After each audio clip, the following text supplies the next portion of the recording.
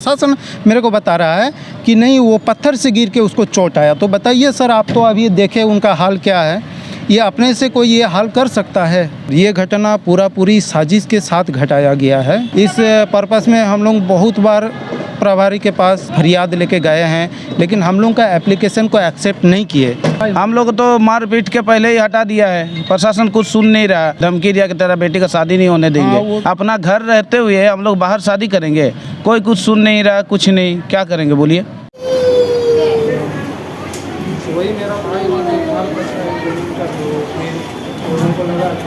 नमस्कार, जोहार। सोशल संवाद में सभी का स्वागत है। फिर से एक बार देखना शुरू कर चुके हैं सोशल संवाद। मैं मंजीत अपने सहयोगी सृजन मिश्रा के साथ इस वक्त बात करते हैं कि सरायकेला ज़िले के निमदी थाना अंतर्गत की कुछ मामला है, उसको लेकर के बता दें। आपसी ज़मीन विवाद को लेकर के आपस में मारपीट हुई है और विवाद उत्पन्न हुई है।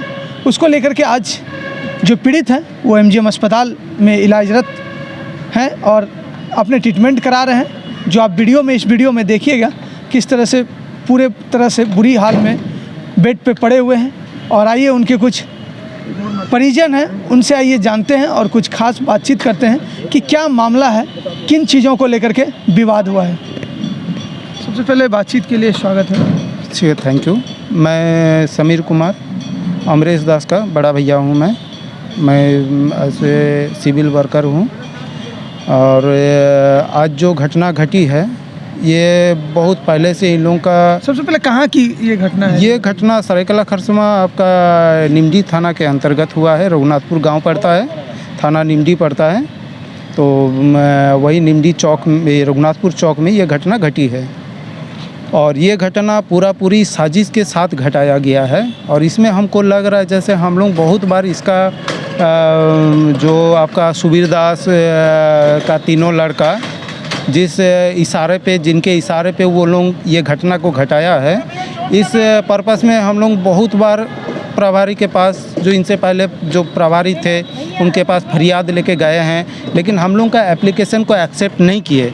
ऊपर से हम लोग को वहाँ पे एक तो केस बनाया गया है, विशु दास, समीर दास और अर्चना दास और अमीर दास के नाम से। किनके द्वारा केस बनाया गया? ये केस बनाया गया है बासव जाना, ठीक है। और क्या उनका बहनोई है, उनका नाम तो मेरे को कंफर्म सिद्धार्थ कुछ नाम है। तो ये दोनों केस एक बनाया है झूठ मूठ का, ताकि उन लोग अपना मतलब किसी वाद विवाद से आराम से अपना ज़मीन को कब्जा कर सके। और जो ज़मीन के मैटर है वो ज़मीन हम लोग उन्हीं से खरीदे हैं।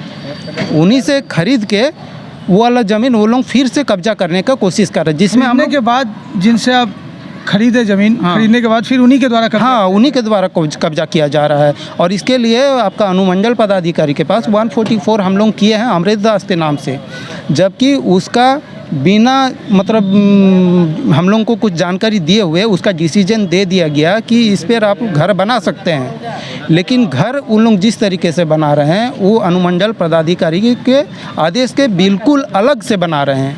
अब पूरा घर को वो लोग कैप्चर कर ले रहा है। 144 ज़मीन में लगाया गया है। 144 के बावजूद किन अधिकारियों के द्वारा आदेश दिया गया काम करने? अब वो लोग बता रहे हैं, थाना प्रभारी बता रहे हैं, आदेश दिखा नहीं रहा है हम लोगों को। थाना प्रभारी बता रहे हैं कि नहीं, वो अनुमंडल पदाधिकारी के वहाँ से आदेश है 144 जो आप लोग किए हैं उसके खारिज कर दिया गया।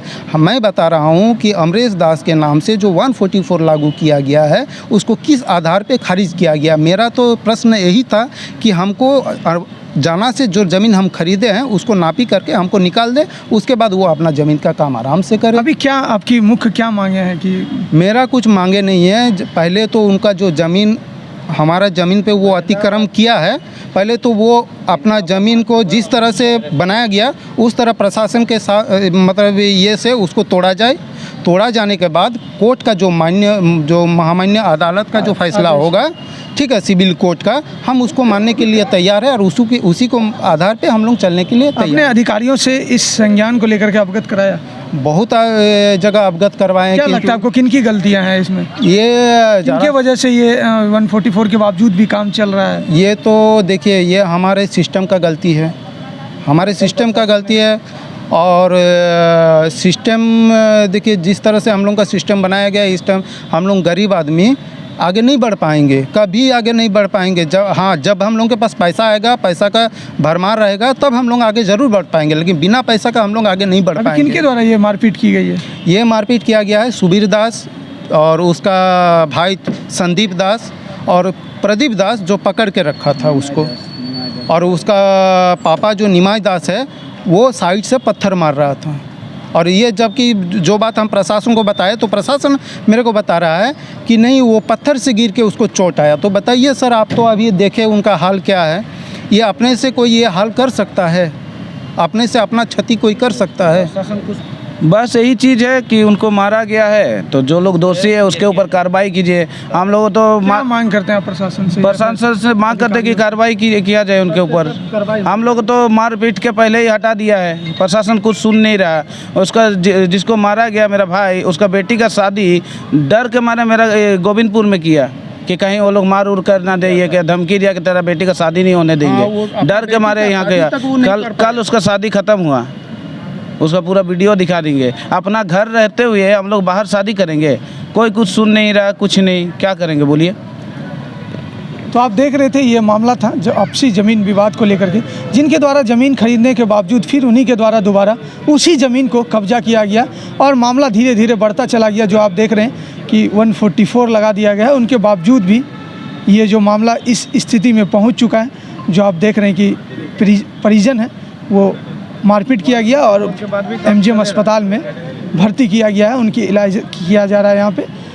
अब प्रशासन से इनकी मांग है कि इन चीज़ों पर संज्ञान लेके जो उचित कार्रवाई है, संज्ञान है, सख्त से सख्त जल्द से जल्द कार्रवाई किया जाए, ताकि जो उचित इनकी हक है वो इनकी हक मिल जाए। तब तक के लिए देखते रहिएगा सोशल संवाद में मंजीत, अपने शो की सीजन मिसा के साथ। जय हिंद, जमशेदपुर, झारखंड।